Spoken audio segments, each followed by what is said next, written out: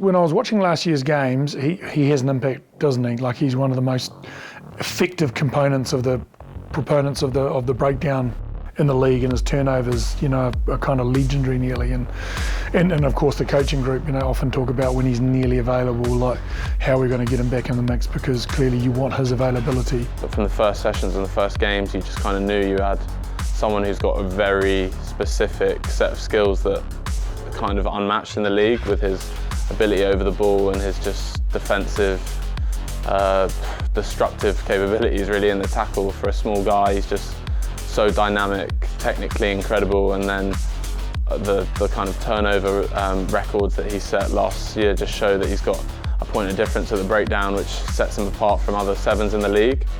Oh, it's just security.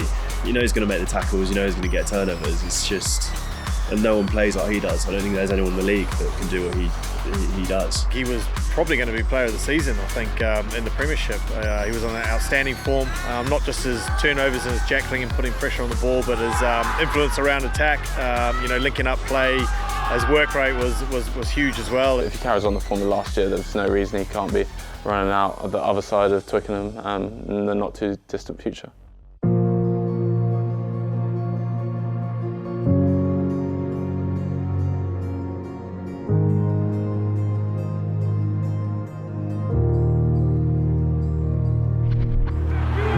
Stuff this from Quins, they're burrowing forwards and they're scoring, and Will Evans is claiming it for Harlequins. Harlequins through to Evans to score. Look at Evans, look at the way he walks around the corner there. They call him the clamp at this club. There's Evans. Nobody's got more turnovers in the Premiership than him. Driven up towards the line and over and scored. And it is a second for Will Evans.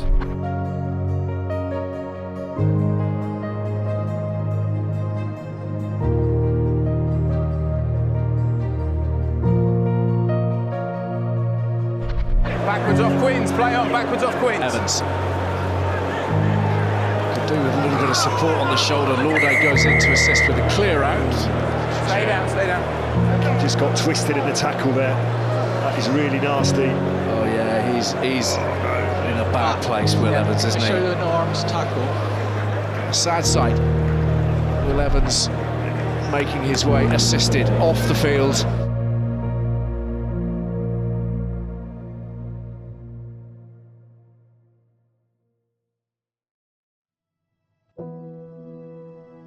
I just remember him hitting the deck, and kind of I knew immediately it was something serious. He's a tough little fella, so for him to be kind of clutching his leg, saying "oh no," I knew it wasn't great. I remember 𝗜𝗿𝗪𝗏, he pulled my leg that way, and it felt not too bad. And once he released it, my leg went backwards. There was just a sickening feeling in my stomach. And I was like, no, I can't carry on.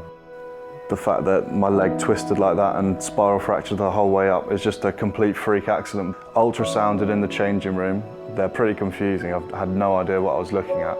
But even I knew once on the screen there was white, black, white, and I just thought, I think that's when the tears started coming, that we were having this amazing season, and I wasn't going to play another part of it.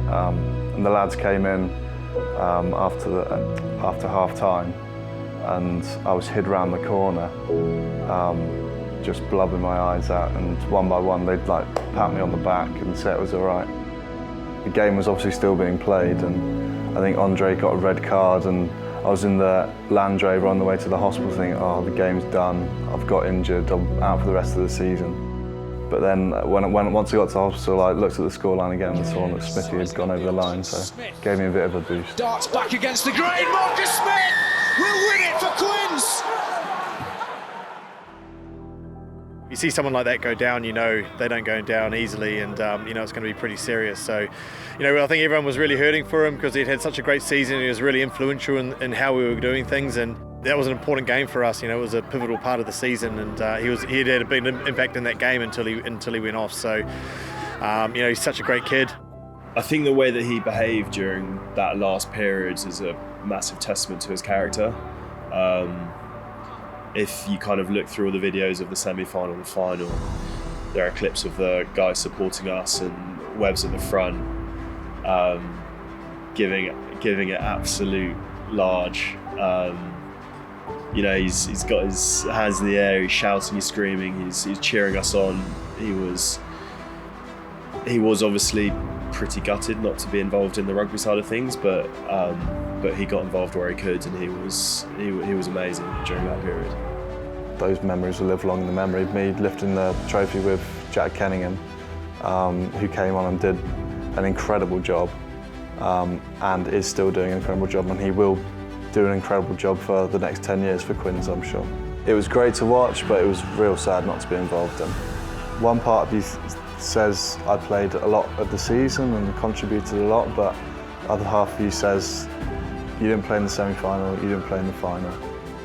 Did you really win the Premiership? Yeah, it was tough. I think me and him spent a lot of that final day together, and amongst the jubilation of what was like just an amazing day, there was a few looks that we shared which were how gutted we were that we couldn't have been out there on the pitch with the boys. But no, the overarching feeling was just one of immense pride that we were involved in such a great season. But yeah, it was a little bit bittersweet for both of us probably. As soon as I got in the summer after my couple of weeks off, I flicked a switch and really tried to just get back as quickly as possible. And then the next injury happened, and that was probably the lowest that I'd been. Yeah, it was just to see him so low, that was a really, really tough moment for him more than anything, but just as a friend and as someone who's kind of been there with him through it all, it was tough to see.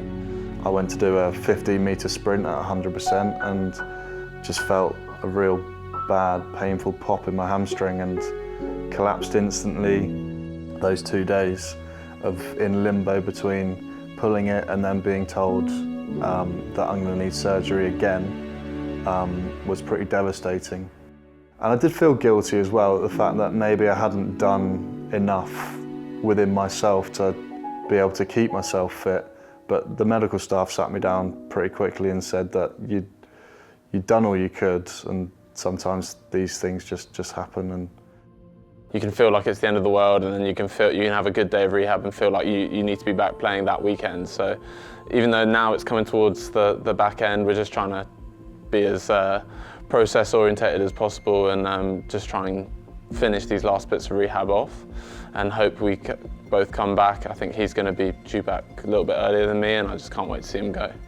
What we typically do, Al Barnard, our S&C coach, will normally sit down with the player and we try and get one of the coaches involved as well and said, look, if you're going to have a stint of time out like we have, you know, how can we use that as an opportunity to either develop other parts of you physically or other parts of your game in general. So, you know, with Will, we know he's a very skillful player, but he was talking about how actually he'd like to work on his offloading game, for example.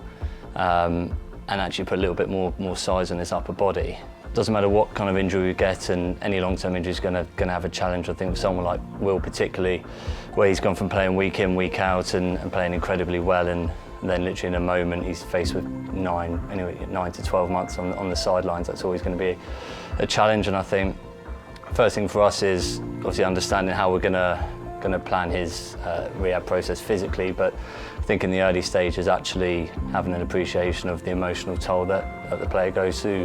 One of the biggest challenges is that injuries are an unfortunate reality of rugby. You know, so a lot of players probably hope they're going to get through their career without an injury, or that they won't sustain a major injury, and unfortunately that's just not the case for most players. Like, some players get really lucky, but most will go through a long-term injury at some point. So adjusting to that reality, going, oh God, I've gone from my goals at the weekend being to win 2 turnovers to I've got to learn to walk again.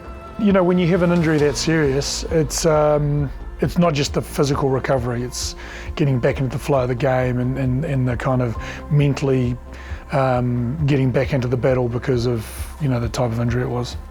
It's physically, mentally quite a difficult period. You can feel like you're obviously part of it, and the club do a great job in making sure we still feel part of the group, but it can be quite an isolated period. Certainly when you're 7-8 months into the same process, like, is fairly monotonous, and I think for Will, after his hamstring injury, and we were still faced with 3 months or so before we'd planned for him to be back in reintegrating with the lads on field, we thought it was necessary to give him at least an option to get out of this environment and have a bit of a freshen up. So we planned a couple of trips. The first one was to go up to Liverpool, and we used him more as a launch pad to kind of re-energise him and refocus his mind away from his injury, effectively trying to take his head out of being a player who's injured and saying, actually, we're trying to refocus you and get your mindset towards more conditioning, getting ready to prepare at the level required. To change up where you're training and who's training you, I thought has been really, really good, and I can only thank the medical staff at 𝗜𝗏𝗪 for understanding that sometimes it can get quite boring and that sometimes you need a new stimulus to push you on your way. When he came back and all the results came back through suggesting he was in a really good place, and then for us actually that becomes really easy. So okay, well, now you physically are everything's healed up. You're showing strength profiles that are right up there with the strongest people in your position. I think now your focus needs to probably get away from us, and we're going to start putting you back in with the lads and start reintegrating you that way. And it's almost over to the coaches then to say that physically we're really happy with where he's at, and now it's about sharpening him up and preparing him to be able to play at the level required. Been worried about and spoken to people about is that will I be the same player as I was 11 months ago? Our brains work in a way that we are hypersensitive to threats and what could go wrong, and if you've just had a major injury, it's natural for you to focus on what if I get injured again? Am I ready to play? What can go wrong? But we want to help the players move their focus towards what's the truth of this situation. So what evidence do you have that tells you you're ready to play? So for instance, last training session, you're out there watching Will tackle a bloke like 𝗜𝗏𝗪𝗏. What better evidence that your body's ready to perform than chopping a bloke like that? He's getting in and getting over the ball and getting whacked at the breakdown. Okay, my body's holding up to some of the more rigorous physical demands of the game. And so whilst it's natural for us to worry a re-injury might happen or that we're not where we need to be, in reality, there's things that we can focus on that show us, okay, I'm actually ready to go now. I've done it as hard as it's going to be. There isn't a bloke that's going to be more difficult to tackle than 𝗜𝗏𝗪𝗏, right? If you can do that, you're probably pretty close to being ready to play. I think as a person, he works incredibly hard. I don't think at any point did he refuse to do something, but he does like to know why he's doing it. So that's great, because it puts a bit of a challenge on us that we need to work with him and explain why we're doing something.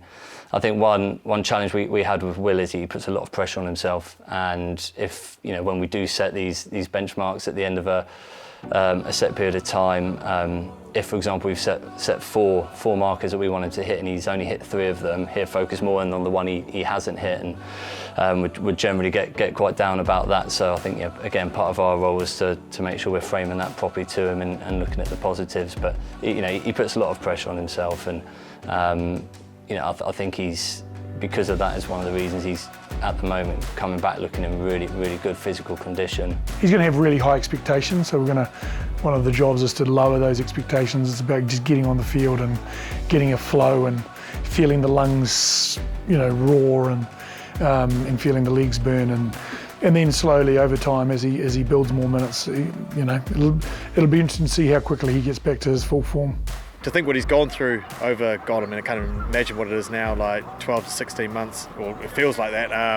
It's been pretty tough for him, but he's weathered the storm, and he's battled through, and he's worked really hard, and he's had a few setbacks, and now he can kind of see the end of the tunnel, which is fantastic, and we're really excited to see him back on the training field and hopefully back on the pitch soon.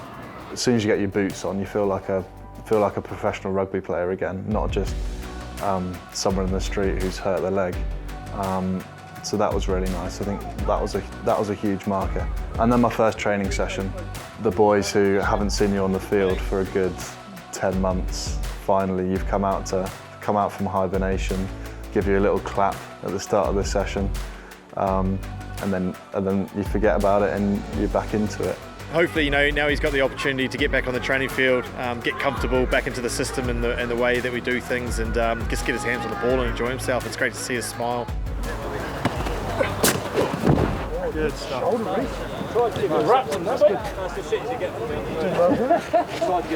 That's great. Thanks, lads. Technically, he is fantastic, and that's probably the first thing. Often when you're doing the technical stuff, it's low level, so they can actually work on some of the biomechanics. Like straight off the bat, his very first tackle was like, this guy knows what he's doing. And I think if you're going to be really effective at the breakdown, being an expert in the tackle and operating at a really low level on the field, you have to be world class at that. And he's been really impressive. His injection into the squad now is perfect, probably for him and for us, because he'll be doing things that when we play teams again in a playoff sense, he hasn't been on the field, so he'll add something completely different when they're reviewing us. There it is. Focus on for rep. There it is. There's the best rep of the morning. Point proven. Well, I think the number 7 across the whole world has normally been your number 1 guy around turnovers. So that's the guy is often the first point of content around continuity, whether it's your ball or their ball, but probably more important defensively. Teams are really structured, teams are fitter now, they can hold the ball from long periods. So having a guy that can take the right opportunity can literally turn a game. Having coached Sam Kane at the Chiefs, the last team I was with, and Richie McCaw at the Crusaders, the last New Zealand team I was with, their impact on the breakdown is critical. And so when you look at what Wev has done, he's been dominant in the Premiership in that part of the game. So it's good timing for him to come back on the field for us. From an attack point of view, it's great because we get the ball more often, but also his linking as well. He's a smart player. We've been working really hard before he got injured around his edge attack, linking with backs, being comfortable in those edge and wide spaces. So, he's working on that, and hopefully, can influence and add that more to his game now. You can see he's really knowledgeable, and when he speaks, the players listen to him. So he's got a real presence around him. Really looking forward to seeing him on the field. They've got me doing a couple of match days the past couple of weeks, so I'll be going to Bristol and doing the warm-up. I did the warm-up in the last home game. So yeah, just to be around the squad on a match day is really important. This time it may be against Irish in the Prem Cup at the Brentford Community Stadium. And I have thought about it, yeah. It's been playing on my mind slightly. I don't know why. I've had a few conversations with some people about whether do you want to give it a miss or do you want to go for it, and I think the only way to really get over it is just to go and do it, break the hoodoo, and show that it's just like any other field. It's exactly the same size. It's got seats around it. So hopefully, touch wood, it'll be all good. What I would try and help an athlete focus on is what's the reality of the situation. So that's probably a feeling-based response. Last time I was here, the injury happened. But unless there's something really specific about the surface that caused the injury, in Will's case, it was just an accident. We try and recognise that's going to happen. Yeah, I'm going to feel nervous coming back into the first game because your first game back, and the added element of being back at the same place. But in reality, does it make it more likely? No. So we just need to keep having that internal debate and shift our focus to the truth.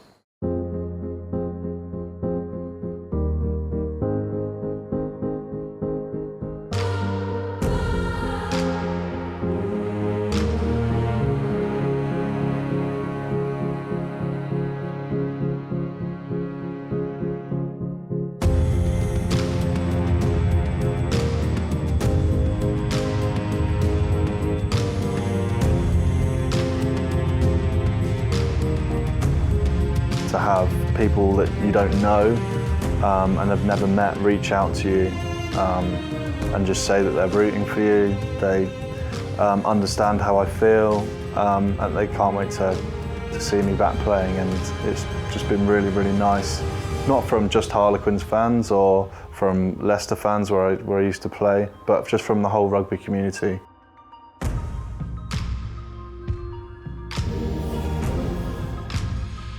Hopefully when I'm back, it'd be nice to see some of those faces again.